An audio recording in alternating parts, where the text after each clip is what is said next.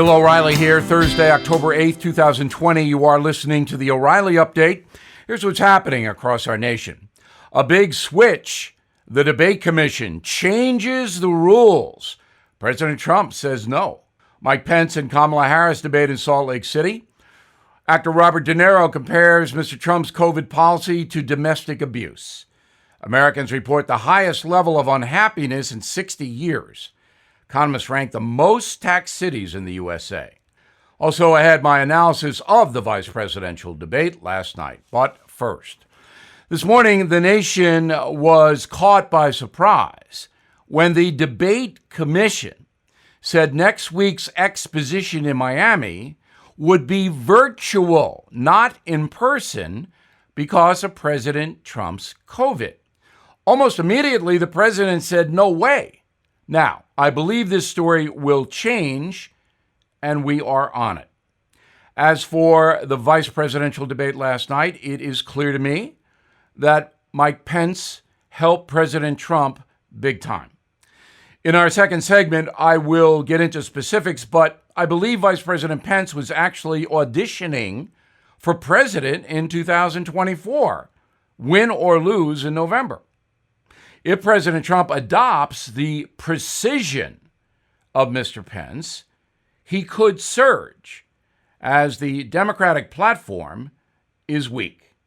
But the left certainly does not believe that. For example, actor Robert De Niro attacking President Trump on the global pandemic, comparing Mr. Trump's approach to living with domestic violence, said the 77-year-old, quote, now we're in a national abusive situation with a leader who is daily giving us something else to be concerned about. Well, I'm concerned about Mr. De Niro.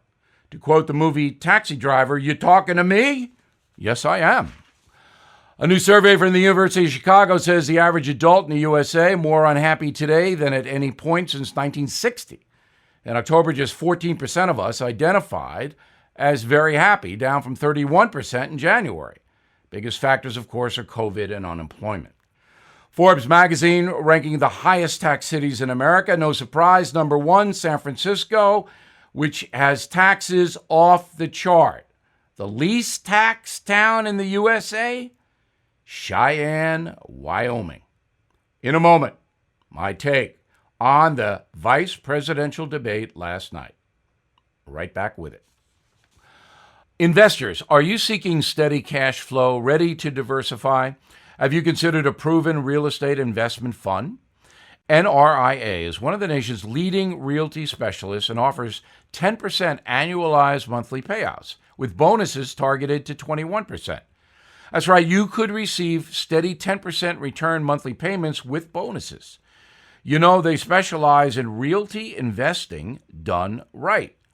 Even use your 401k or IRA to invest. NRIA's 15-year track record and $1.2 billion in new construction development backs you. So learn how you can invest in this hard asset real estate cash flow fund today and receive 10% annualized monthly payouts with bonuses. This is something savvy investors should research and consider. Please call now, 201-210. 2727, 201-210-2727, or visit nria.net. An offer to buy or sell any security is only made by the NRIA Private Placement Memorandum. National is a real estate development firm. See us at nria.net. Time now for the O'Reilly Update message of the day, last night's vice presidential debate. Let's start with Senator Kamala Harris. Her demeanor hurt her. She came across as arrogant. In a split screen, while the vice president was speaking, Ms. Harris could often be seen with a phony smile and a negative head shake. Why was she doing this? A report from pollster Frank Luntz after the debate said that Ms. Harris's demeanor alienated the people Mr. Luntz was polling. Now, the Supreme Court thing also hurt Senator Harris. She simply would not answer the question, and she had to be prepared. She knew that Mike Pence was going to say very simply, are you and Joe Biden going to stack the court? What that means is, are you going to turn the Supreme Court from a judiciary to a political body? And she dodged the question. Kamala Harris would not answer. And Mike Pence looked into the camera and said, that's disrespectful to every American voter, which it is. So, do Americans really care about packing the court? Well, they should. It's going to influence everything we do down the road if the Democrats do that. But I'm not sure this is resonating. Senator Harris also misled on fracking, saying, well, she doesn't really oppose it now. That's not true. She has said very, very strongly that she would ban fracking and fossil fuels in general. She got hammered on law and order as well. As for Vice President Pence, he dodged 3 direct questions. The COVID disaster in the White House, a possible repeal of Roe v. Wade, and is climate change a direct existential threat to America? Now, the vice president had to know all 3 of those questions were coming, and I don't understand. All he had to say was, hey, that Rose Garden meeting with Amy Coney Barrett, we could have done that better. Just admit it. Just say we could have done it better. And then Roe v. Wade, all he has to say is, I'm pro-life. I'd like the states to be able to make their own decisions. And then on the, is global warming a direct threat to us? All he has to say is, sure. But that doesn't mean you destroy an entire economy. That doesn't mean you enter treaties where China and India are not going to cooperate. That's insane. And then you fall back on the Trump administration's environmental record, which is pretty good. In general, Mr. Pence was calm and very focused. I hope President Trump was watching him. The vice president's demeanor was respectful. His points articulated well. He won the debate. There is no question about it. How much did he help the Trump-Pence ticket? Nobody knows.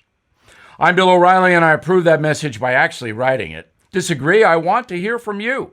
Bill@BillO'Reilly.com. And please consider my new bestseller, Killing Crazy Horse, The Merciless Indian Wars in America. You'll like it and learn a lot. In a moment, something you might not know. What does COVID-19 have to do with losing your home? Well, the FBI reports that since the virus struck, cybercrime up 75%. The legal title to all our homes is online. Home title theft is a cybercrime.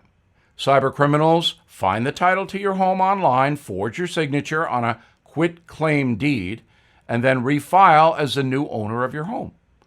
They can take out loans against your home, steal the cash, stick you with the payments.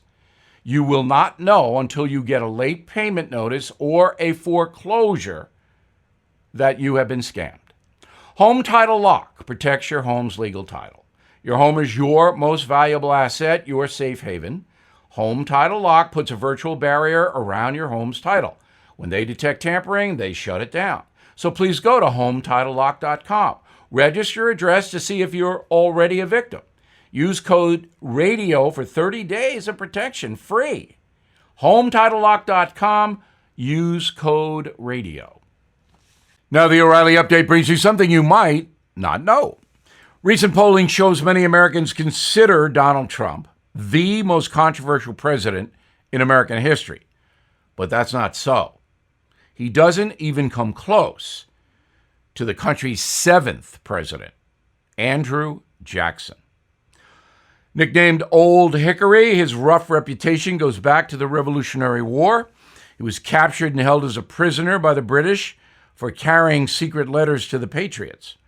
During his captivity, his hand and face were scarred for life when an English officer slashed him with a saber for refusing to shine his boots. Andrew Jackson at the time was 12 years old. Jackson was friends with Aaron Burr, the vice president who killed Alexander Hamilton in a duel. He was even on the witness list for Burr's treason trial in Congress. Mr. Jackson had an affinity for dueling himself.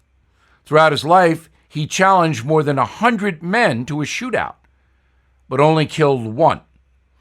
On May 30th, 1806, Andrew Jackson shot and killed Charles Dickinson, a man who accused him of cheating on a horse race and insulted his wife, Rachel.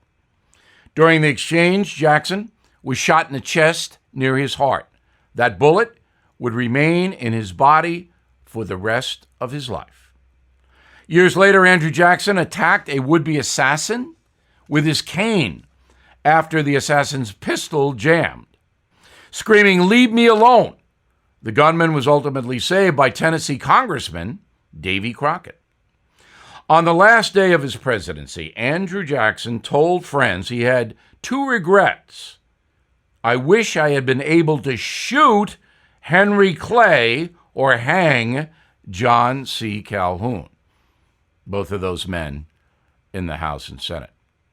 And here's something else you might not know. The seventh president is also the favorite of the current president. Upon entering the White House, Donald Trump installed a portrait of Jackson inside the Oval Office. Said Trump, quote, "From poverty, Andrew Jackson rose to glory and greatness, first as a military leader and then as the seventh president. He did it with courage, grit, and by the way, he was one of our great presidents." Back after this.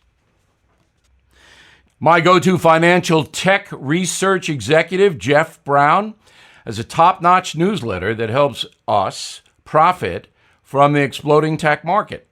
He provides investors like you and me with Wall Street's inside intelligence, knowing how rigged the whole thing is. Jeff's mission with Brownstone Research is to stack the deck in our favor so we can grow our wealth and beat Wall Street. He researches the best technology companies, the newest trends, the biggest opportunities before they appear on Wall Street's radar. And that's why his newsletter far outperforms most hedge funds. He's recommended the number one S&P stock of 2016, 18, and 19. Quite a record. Now, Jeff's subscribers have seen a 432% gain in 41 days with Synthrox, with DocuSign 332% with CRISPR. And the winner list goes on and on. So please go to bill5g.com right now. That's bill5g.com, and you'll be happy you did. Thank you for listening to the O'Reilly Update. I am Bill O'Reilly. No spin, just facts, and always looking out for you.